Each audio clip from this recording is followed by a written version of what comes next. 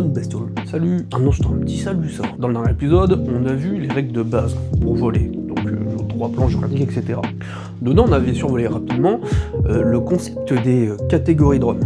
Donc aujourd'hui, on s'attarde sur les 3 grandes catégories, la 1, A2, A3, et c'est sous-partie. On va juste s'attarder sur la C0, C1, C2, C3 et C4. Les autres, ça devient plus des drones à ce niveau-là, c'est des avions. Je vous en ferai une vidéo aussi un jour si vous le souhaitez. Avant toute chose, petit rappel de pourquoi c'est utile de connaître sa catégorie drone, ça évite d'avoir des amendes, que ce soit au moment d'un contrôle ou d'être pris ou même dénoncé par les voisins d'à côté qui n'ont pas aimé de voir le drone devant leur fenêtre. Il faut que vous sachiez à peu près à quoi correspond tel type de drone et dans quelle zone vous pouvez voler. Pour faire simple et pour comprendre assez rapidement les catégories A1, A2, A3, il faut s'imaginer 3 cercles, okay, dans lesquels vous avez 3 zones distinctes. Là, je vous ai trouvé un bon spot sur Géoportail qui remonte bien en plus 3 grandes zones bien groupées. On va voir notre cercle central A1, notre second cercle A2 et notre second cercle A3. Comment ça marche? C'est pas bien compliqué. Selon la zone, vous allez pouvoir voler avec telle ou telle catégorie de drone. C'est-à-dire, en A1, je vais pouvoir faire voler plus facilement des drones que en A3. Exemple concret, en A1, je peux voler avec des C0 et des C1. C'est bien, avec des C3, C4, je ne pourrais voler uniquement sur la zone A2, mais je peux voler à ces catégories en dessous. Et en C4, je peux voler jusqu'au C4 et mes catégories en dessous. Par contre, je pourrais pas voler avec un drone C4 sur une zone A1. Enfin, j'espère que c'est compréhensible ce que je veux dire. Bon, nous, ce qui nous intéressait réellement, surtout dans le public, pas dans le professionnel, ça va être les sous-catégories. Même si dans le pro, ils en ont aussi besoin. En gros, ce qu'il faut se dire, c'est plus ton drone va avoir une petite classification, plus tu pourras voler à de nombreux endroits, parce qu'il y aura moins de restrictions. Du coup, on va retrouver les catégories déjà C0 pour commencer. Ce sont les petits drones classiques qu'on utilise, comme on retrouve là, un Mini 4 Pro ou un Mini 2SE, ça va être des catégories C0. Ce sont les drones les plus légers de la catégorie, donc les moins réglementés. Pour les faire voler en soi, on n'a pas vraiment besoin de passer d'examen, de concours ou autre, mais c'est recommandé de passer l'open avec. Parce qu'en cas de contrôle, c'est mieux de les avoir. Le gros avantage de cette catégorie, c'est qu'ils sont très légers. Très légers, on peut les faire voler à peu près n'importe où. En ville, tu as l'autorisation, si tu as fait ta demande en mairie, bien sûr, commence pas à les voler pour la place de ta mairie comme ça. Ils peuvent rester relativement abordables. Un Mini 2SE à l'heure actuelle sont vachement efficaces pour pouvoir commencer le drone, que ce soit pour faire de la vidéo ou juste de la prise de vue. On peut y trouver des neufs abordables en magasin autour des 2 à 300 €. Et surtout, ils sont portables. Comme tu vois, moi je les ai dans mes petites sacoches, j'ai tout mon bundle avec moi, je peux partir n'importe où, quand je veux. À partir du moment où je donne une vol où je peux voler, et c'est parti. Le gros désavantage de ces petites bestioles là, ça va être qu'elles sont facilement emportables par le vent. Bah ouais, plus c'est léger, plus ça va se faire emporter rapidement par les rafales. Surtout en hauteur, on a un peu moins de stabilité, surtout par journée de vent. Pareil, au niveau des portées et de l'affichage, on va être limité. Forcément, qui dit poids restreint, dit capteur beaucoup moins lourd. On va avoir des très bonnes qualités vidéo, je dis pas, mais le capteur, on va être sur des grands maximum, sur des 1 pouce, 1,2 pouces. Enfin, voilà, pour ce qui est de la portée, on n'est pas trop embêté encore par l'open, dans le sens où de toute façon on est obligé de voler à vue, toujours en véloce, visuel line of sight, pour les termes compliqués. Pareil pour les plafonds, ça va dépendre de la zone. Tant que t'envoies pas ton drone à 4 km plus loin, de toute façon, en théorie, tu l'as plus en vue. L'avantage d'avoir un C0 aussi, ça va être tout ce qui va être son utilité. Pour tout ce qui va être souvenir de vacances, drone de loisirs ou autre, pour commencer à faire voler, c'est bien, c'est largement ce qu'il faut. Il te suffit juste un téléphone, ton drone, tu peux aller t'amuser pendant une demi-heure, enfin si la batterie t'autorise. Pour moi, mon gros ressenti, parce que j'aime bien bosser avec ces petits trucs là, surtout pour la série Hazard Drone, enfin pour le Hazard Musée, pour ceux qui sont sur TikTok, je peux les emmener un peu n'importe où avec moi, même que ce soit dans les explorations, il suffit juste de l'avoir avec moi dans le sac ou accroché en bandoulière, je peux les déployer un peu n'importe où. Les drones que j'utilise, du coup, que ce soit le 2SE ou le Mini 4 Pro, ça remplacera jamais un gros drone, surtout pour ce qui est de la photogrammétrie. Pareil, si vous suivez le Hazard Musée, vous savez ce que je veux dire. Pour moi, ça reste un des meilleurs compromis à l'heure actuelle. On a un truc léger, fiable, et surtout qui va avoir beaucoup plus de liberté et beaucoup moins de restrictions. Pas besoin de déclarer un vol 2 semaines en avance, si la zone est verte, on peut voler. Bon, avant de continuer bien sûr, tous les exemples que j'ai précisés du DJI. Pourquoi? Parce que DJI ça parle à tout le monde. Bref, passons à la suite. Les C1. Pour les catégories C1, on va monter un peu de gamme. On passe sur du drone intermédiaire. On est sur une plage qui va de 250 grammes jusqu'à 900 grammes. Pour faire voler ces drones-ci, j'ai une bestiole qui m'embête là. Donc je disais, pour ces drones-ci, on passe entre 250 grammes et 900 grammes. Ce qui t'oblige forcément à avoir un minimum de formation avec.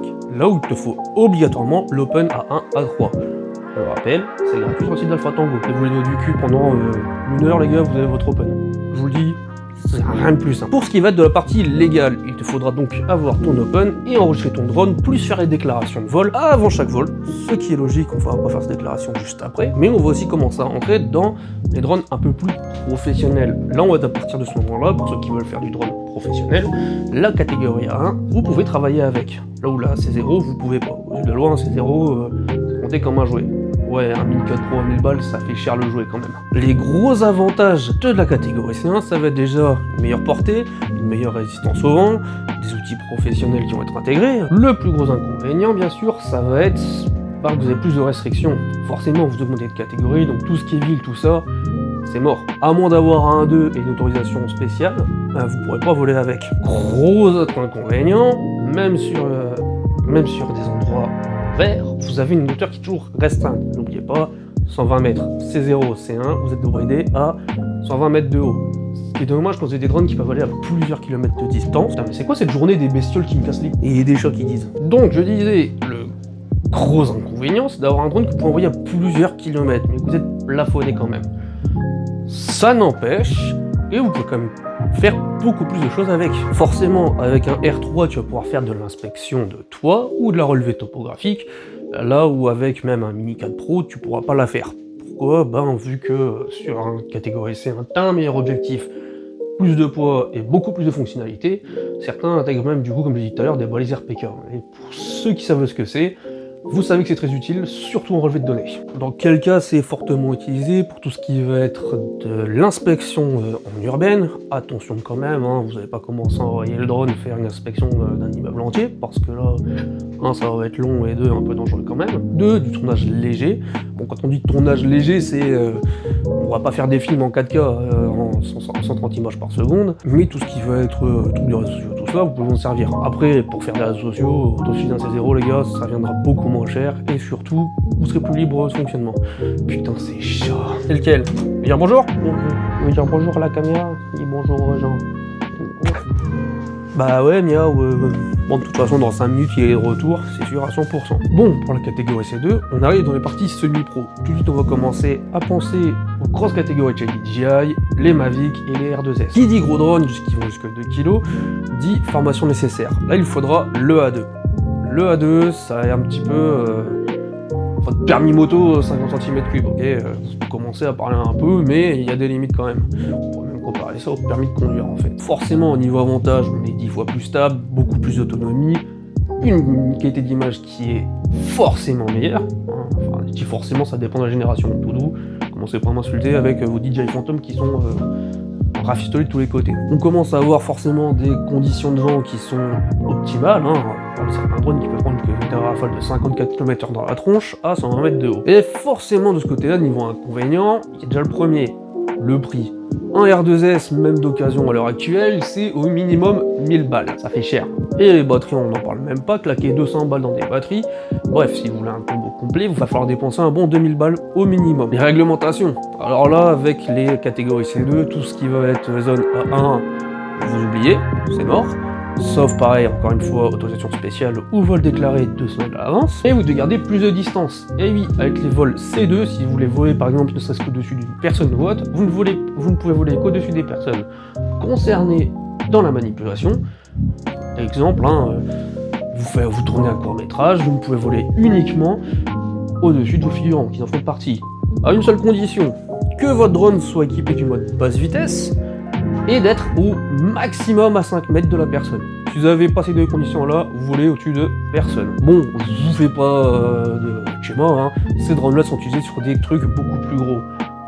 Des tournages, comme j'ai dit, de court-métrage, de l'inspection industrielle, de la topographie, de la photogrammétrie industrielle. Et là, on arrive sur nos deux grosses catégories sur lesquelles on finit, sur la catégorie A3.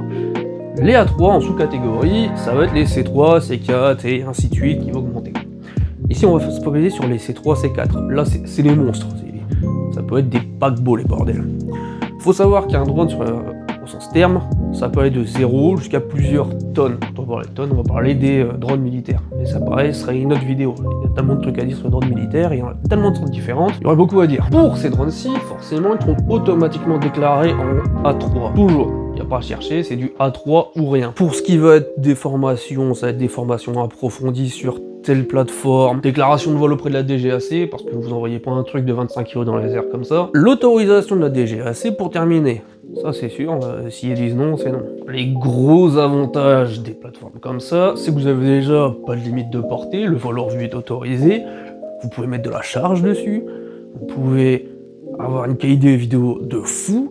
Bref, là on est vraiment sur des mastodontes. Dans l'industrie du cinéma, on utilise des DJI Inspire pour faire de la prise de vue vidéo. Quand on dit de la prise de vue vidéo, c'est pas comme nous on s'amuse à faire au radio montagne haute, enfin si, mais c'est pas encore au même niveau. Pour ce qui va être des professionnels, ça va utiliser des matrices T400, les derniers drones de chez DJI sortis. Bref, des monstres. Les gros inconvénients de ces trucs-là, bah du coup pour réussir à les faire voler, il va falloir être très fort en anticipation, ok, parce qu'il faut vraiment tout anticiper, que ce soit les conditions météorologiques, la demande en avance et tout ce qui s'ensuit. Et sûrement des refus de la DGAC. Le prix du matériel, bon, je vous laisse faire les recherches vous-même. Ces drones coûtent au bas mot 14 000 €. Personnellement, 14 000 €, je préfère mettre ça dans une voiture. Et surtout, quand vous faites voler ce genre de monstres, vous devez les justifier auprès de la DGAC. Donc, tu t'en doutes, tu vas pas commencer à lui dire, je veux juste le faire voler pour le plaisir. Non, ça c'est mort. Pas de vol de loisirs avec ce genre de drone. Pour les cas, et ben là, les gars, en veux-tu en voilà, photogrammétrie, industrie lourd, suivi de cible, pour ce qui va, ça c'est pour la partie défense, destruction de cible, emport de matériel, prise de vue, charge, bref, l'utilité de ces drones-là sont multiples mais toujours bien spécifiques. Ce sont des drones qui demandent une grosse réglementation et un très gros encadrement. Enfin bref, pour résumer toutes ces grosses sous-catégories, ce qui nous intéresse ici, on va faire simple. Plus ton drone est léger, plus tu es libre. Plus ton drone est lourd, plus ils vont te casser les couilles. Ici le but de la manœuvre, c'est pas retenir par cœur toutes les catégories, c'est surtout de voir un petit peu ce qui peut exister en termes de drone et connaître sa catégorie dans laquelle on appartient. On va pas s'amuser à aller voler avec un drone C4 en pleine ville, parce que là sinon ça va faire tout drôle, puis ça va en fait du bruit, c'est noir de blanc. Bon, maintenant que tu connais à peu près comment se situe telle catégorie, tu peux prendre ton petit drone, ou acheter celui de ton choix et partir voler en toute sérénité. Commence pas à acheter un drone C2 si t'as aucune formation. C'est con, c'est stupide, tu jettes de l'argent dans le vide, puis ton premier décollage, tu vas l'envoyer valser dans un arbre, et puis tu vas perdre 2000 balles gratos. En attendant, n'oubliez pas, faut voler prudemment. Si la vidéo t'a plu, n'hésite pas à t'abonner. Tu lâches un commentaire toujours pour dire s'il faut modifier des trucs, ou qu'il y a quelque chose qui t'a pas plu, ou autre. De toute façon, je suis toujours là dans les commentaires après pour lire et voir ce qu'on peut changer et améliorer. Au passage, j'essaie de faire une petite amélioration graphique, maintenant qu'au niveau du son, on est à peu près bon. Enfin bref, ça c'est d'histoire technique. Et bien sûr, c'était Azor Drone. Bon vol!